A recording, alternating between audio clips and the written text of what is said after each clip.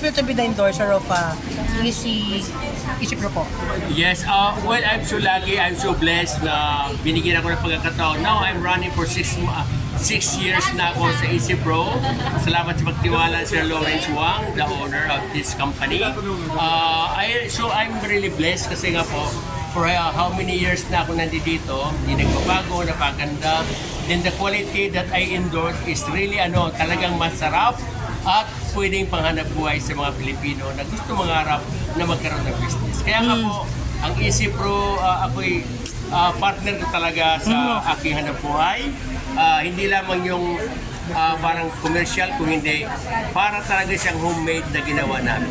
So meron kayong restaurant tama po ba? Yes. Ito, ginagamit niyo po itong mga to Of definitely. course, ginagamit ko po lahat ng produkto sa restaurant ko sa Davao.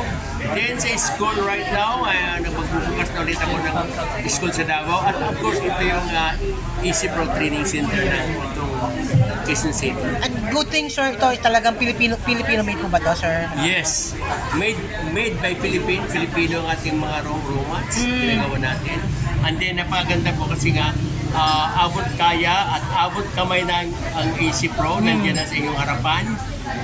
Ang gagawin lamang, bumili ka at gagawin mo talaga napakaganda ng ating produkto. Ito ay kaagapay, kasama, partner in growth, partner in mo talaga successful sa buhay, ang ating business ng Easy Pro.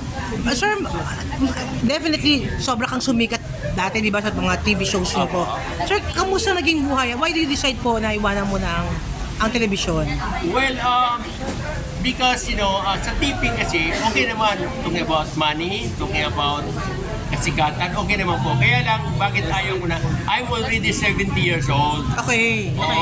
Health reason, tama na. Kasi nga, pag nag-tipping ka pa, mahabang oras, nakakapagod, memorize yung script. But this time, 70 years old, that's more than enough na to serve the Filipino people sa television. And I would like to thank sa lahat ng mga sumusubaybay hanggang ngayon, kahit saan ako mapunta, kinikilala pa rin nila ako. Pero sir, na-miss nyo rin ba television kahit paano? Pa? Na-miss nyo rin ka pa kahit paano? Yes, nami-miss ko rin yung TV show. But okay na po, at sabi ko, nasa edad tamang panahon. Sa mga bata naman. Pero may mga offers sa inyo before, bumalik? Yes, hanggang ngayon, in-offer na isang show pa. But the time is, wala na, tama na po. Sir, anong buhay? Okay lang, sir. After that, puro lang kayo yung ang ginawa nyo noon dahil syempre super busy kayo noon. You spend time with your family, bumawi ba kayo noon? Yes. Sa mga business? Oo, sa farm po, I still my farm. I enjoy my farm with my family. Kaya doon na lang po talaga. Doon ka na lang muna, sir. Yes, for the rest of my life, sa farm na po ako. Sa farm ka lang. Endorser, nandito sa Easy Pro, hindi dito. Okay, maraming salamat po. Thank you so much, sir. Maraming salamat. Thank you po.